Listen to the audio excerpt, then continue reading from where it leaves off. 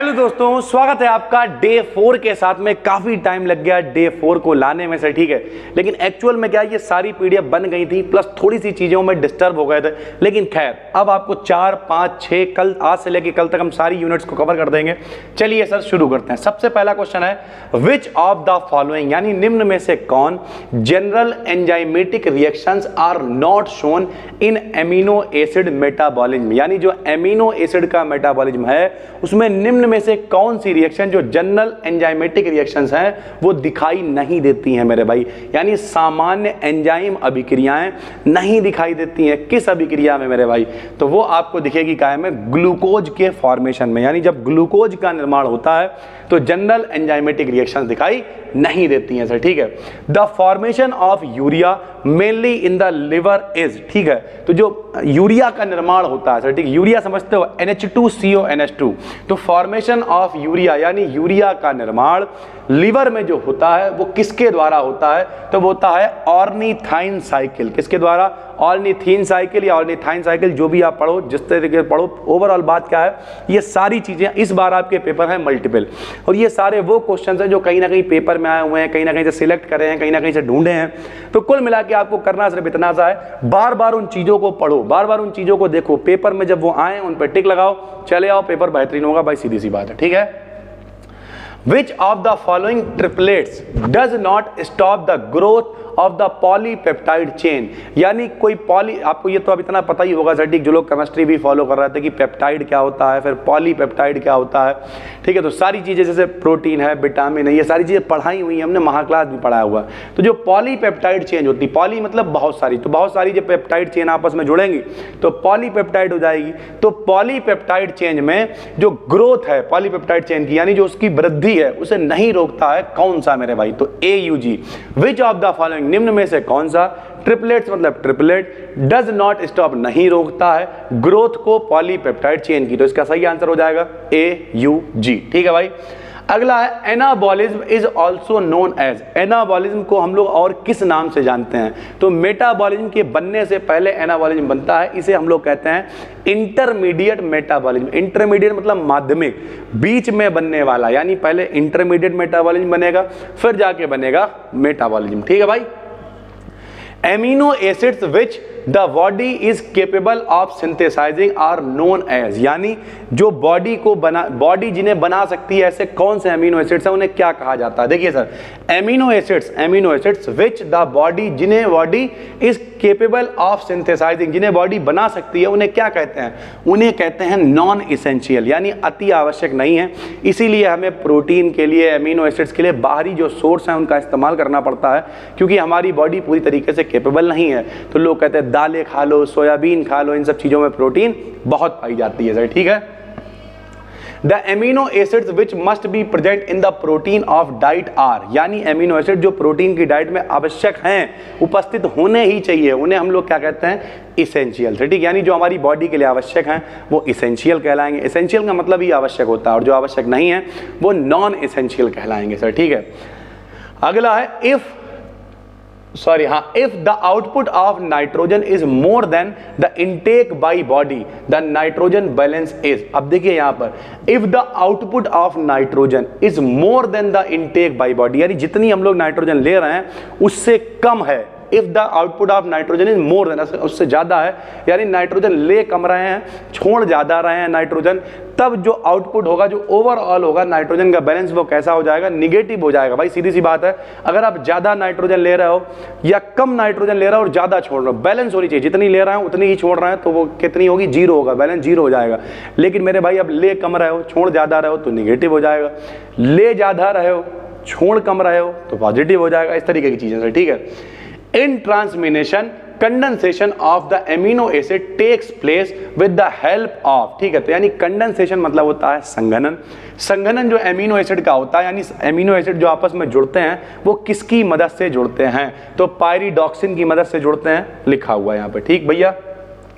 Deamination of amino acids in the kidney results in the formation of, जब यानी हमारी जो किडनी होती है, ठीक है, जो यूरिया कौन बनाती है यार, बाथरूम वगैरह लोग कहते नहीं भैया उनकी किडनी फेल हो गई, बाथरूम करने में बहुत दिक्कत लगी, बहुत बाथरूम लगती है, किडनी वीक हो गई है, इस तरीके की चीज़ें होती हैं। तो जब डीएमिनेशन होता है एमिनो एसिड्स का तो यूरिया का निर्माण होता है हमारी किडनी में, तो इसका सही आंसर हो जाएगा urea. Purine and pyrimidine bases in nucleic acids were identified by, purine और पिरिमिडीन आपको पता है कौन कौन से बेस होते हैं, एडेनिन, ग्वानिन, थायमिन, साइटोसिन, ये जो बेस होते हैं दो दो के ग्रुप में बांट दिए जाते हैं, एक प्यूरिन में आता है, एक पिरिमिडीन में आता है। इन्हें पहचाना था किसने, फिशर ने सर, ठीक है। In DNA molecule the packing is between, ठीक है, एडेनिन एंड थायमिन, एडेनिन और थायमिन आपस में जुड़े होते हैं, सभी को पता है, ठीक है।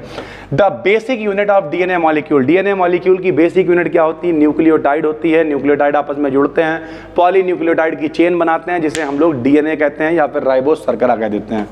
The nitrogen base absent in DNA is, जो डीएनए में नहीं होता है उसे क्या कहते हैं, उसे यूरेसिल कहते हैं। आपको पता है एक में होता है एडेनिन, ग्वानिन, थायमिन, साइटोसिन, दूसरे वाले में साइटोसिन ना होकर यूरेसिल होता है। तो जो मेरे भाई डीएनए में नहीं होता है वो कौन होता है, यूरेसिल होता है। Thymine differs from uracil in possessing methyl group, thymine और यूरेसिल में क्या फर्क है, पजेसिंग मतलब होता है रखना, तो थायमिन ऐसा क्या रखता है जो यूरेसिल नहीं रखता है, तो दोनों में मेथिल ग्रुप का फर्क होता है। मेथिल का मतलब बच्चा बच्चा जानता है भाई, मेथिल का मतलब होता है CH3 ग्रुप, मेथिल का मतलब क्या होता है, CH3 ग्रुप होता है, ठीक है भाई। अगला है the number of hydrogen bonds between cytosine and guanine, ये भी इंपॉर्टेंट है मेरे भाई, साइटोसिन और ग्वानिन के बीच में कितने हाइड्रोजन बॉन्ड होते हैं मेरे भाई, जब चैन बनती है तब, तो टोटल 3 हाइड्रोजन बॉन्ड होते हैं साइटोसिन और ग्वानिन के बीच, ठीक है। न्यूक्लियोटाइड कंटेन्स, जो न्यूक्लियोटाइड है उसमें क्या क्या होता है, तो उसमें शुगर यानी शर्करा होती है, फास्फेट होता है, नाइट्रोजनी बेस होते हैं एक न्यूक्लियोटाइड के अंदर। Diphosphate of a ribose, यानी किसी राइबोज का डाई फास्फेट जो है nucleotide that yields energy is, जो एनर्जी को सुरक्षित रखता है उसे हम लोग क्या कहते हैं, तो ऊर्जा ATP के रूप में संचित होती है, सबको पता है। तो अगर विकल्प देखिए डाई फास्फेट है तो ADP होगा, एडिनोसिन डाई फास्फेट, और 3 है तो एडिनोसिन ट्राई फास्फेट, जाहिर सी बात है एडिनोसिन ट्राई फास्फेट है तो उसके अंदर 2 ही फास्फेट बॉन्ड होंगे, इसलिए diphosphate of a ribose nucleotide that yields energy is called ATP sir, ठीक है। The following bases represent pyrimidine bases, pyrimidine में कौन कौन से बेस आते हैं, साइटोसिन आता है, थायमिन आता है और यूरेसिल आता है। Ribose sugar is present in, ribose sugar किस में प्रेजेंट होती है, RNA में प्रेजेंट होती है, ATP में प्रेजेंट होती है, NAD में प्रेजेंट होती है। विच of the following is double nucleotide, कौन से डबल न्यूक्लियोटाइड है, NAD है और FAD है। Which one is not a constituent of a nucleotide, constituent मतलब होता है इससे मिलके नहीं बने हैं न्यूक्लियोटाइड, इनमें से कौन सा जिससे मिलके नहीं बने हुए हैं, तो लाइसिन का कोई रोल नहीं होता है न्यूक्लियोटाइड के बनने में, ठीक भैया। Adenosine monophosphate is a, adenosine monophosphate क्या है, तो एक न्यूक्लियोटाइड है RNA का जिससे मिलके RNA बना होगा। The vitamin containing cobalt is, कौन सी विटामिन है जिसमें कोबाल्ट पाया जाता है मेरे भाई, तो B12, B12 में कोबाल्ट होता है। A person suffering from bleeding gums should eat drink, मतलब उसे खाना चाहिए या पीना चाहिए क्या, जिसे ब्लीडिंग हो रही है सर, ठीक, तो उसे क्या करना चाहिए, सिट्रस फ्रूट यानी जो भी खट्टे फल होते हैं सर, ठीक है, उन्हें वो खाए और उसमें उनकी ब्लीडिंग में मदद होगी सर, ठीक है, अगर खून वगैरह हो रहा है सर, ठीक है। डिफिशियंसी ऑफ विटामिन ई, अगर विटामिन ई की कमी से क्या हो जाता है, तो इम्पोर्टेंस हो जाता है, सरल भाषा में कहें तो प्रजनन क्षमता कम हो जाती है, बच्चे वगैरह पैदा होने में दिक्कत होती है विटामिन ई की कमी से सर, ठीक है। विटामिन के की कमी से क्या हो जाता है, तो के की कमी से मेरे भाई रक्त का थक्का नहीं जमता, अगर एक बार उंगली कट गई तो फिर खून गिरता रहेगा गिरता रहेगा गिरता रहेगा, तो विटामिन के की कमी से रक्त का थक्का नहीं जमता है, ठीक है। प्रोथोर्बियम इनटू थोर्बियम में कन्वर्ट हो जाता है और फिर खून का थक्का जमना बंद हो जाता है। Calcium deficiency occurs due to the deficiency of, calcium की कमी किसके कारण हो जाती है, विटामिन डी की कमी के कारण होती है, सबको पता है विटामिन डी सूर्य के प्रकाश में सबसे ज्यादा पाया जाता है, उसके अलावा दूध वगैरह तो आप पी ही सकते हैं, सारी चीजें होती हैं। एंटी सर्वे विटामिन एस, ठीक है, कौन सी होती है, एंटी स्कर्वी विटामिन कौन सी होती है, एंटी स्कर्वी विटामिन होती है सी, सबको पता है। विटामिन सी की कमी से स्कर्वी रोग हो जाता है, स्कर्वी त्वचा संबंधी रोग होता है। खट्टे फल खाओ, मौसमी खाओ, आंवला खाओ, संतरा खाओ, इस तरीके की चीजें खाओगे आंवला खाओ, विटामिन सी की कमी पूरी हो जाएगी। टोकोफेरॉल किसका नाम होता है, टोकोफेरॉल विटामिन ई का नाम होता है। अगर आपको नहीं पता है तो हमने ये बताया हुआ है रेथारी ऐसा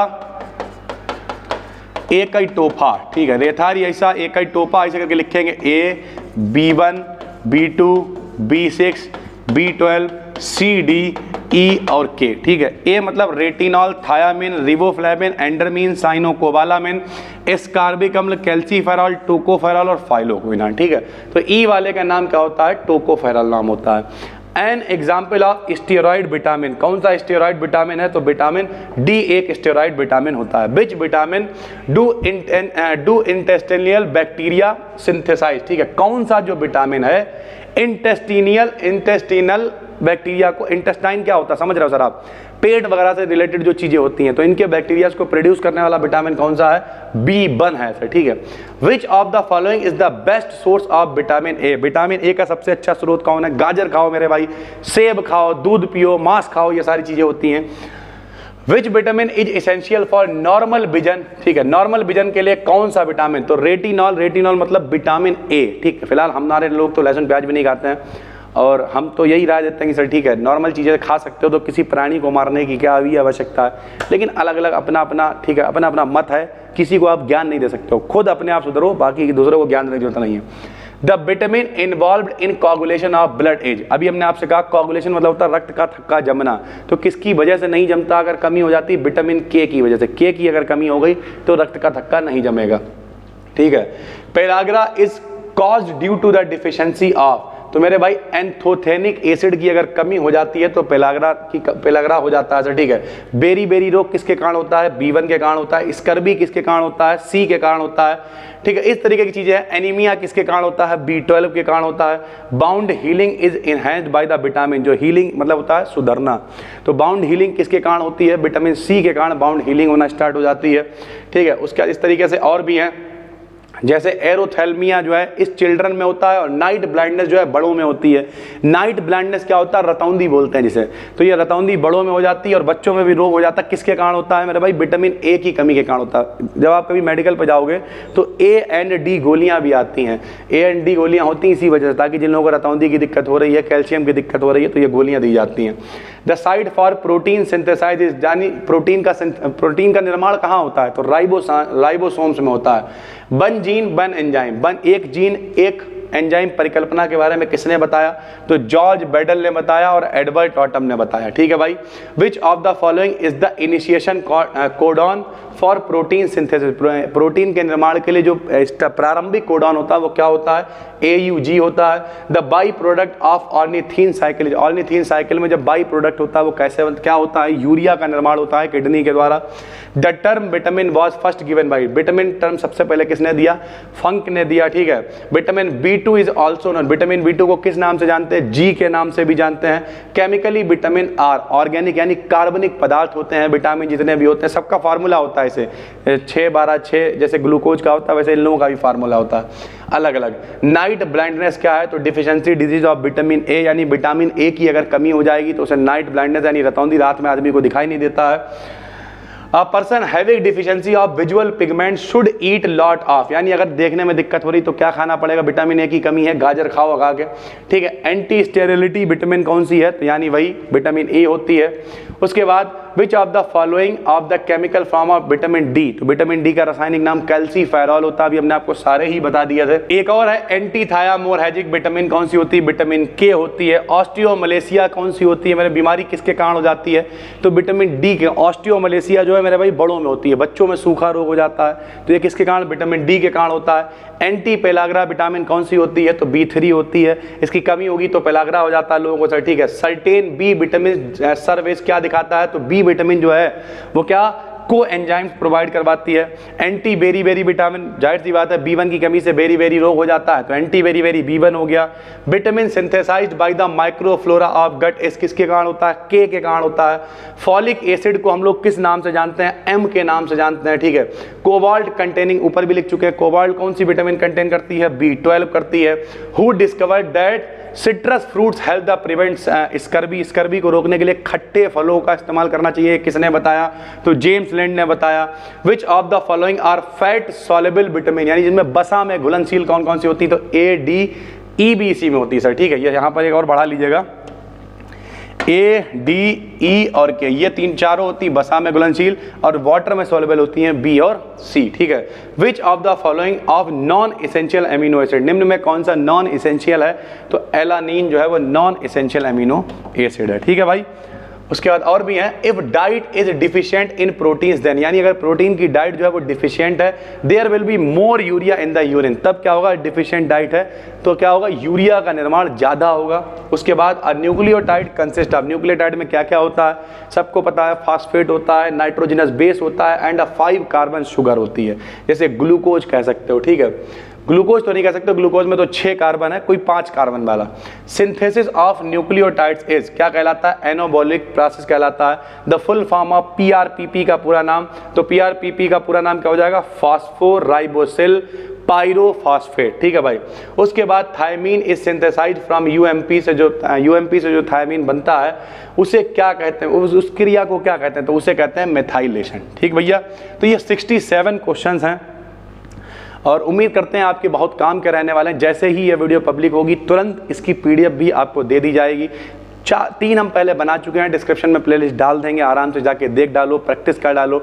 उसके अलावा बी डिकेडिन एप्लीकेशन है, वहाँ पे फ्री स्टडी मटेरियल में सारे मॉडल पेपर हमने अपलोड करवा रखे हैं, हिंदी वाले भी इंग्लिश वाले भी, उन्हें भी देखो। जिन लोगों के पेपर हैं हम कोशिश कर रहे हैं ज़्यादा से ज़्यादा चीज़ें आप तक पहुँचाने की। अभी थोड़ा सा हमें काम है, लेकिन शाम को हम फिर से आपके लिए कुछ और क्लासेस रिकॉर्ड करेंगे। आपको मन लगा के पढ़ते रहना है। हम मिलते हैं आपसे एक और क्लास में, तब तक के लिए धन्यवाद।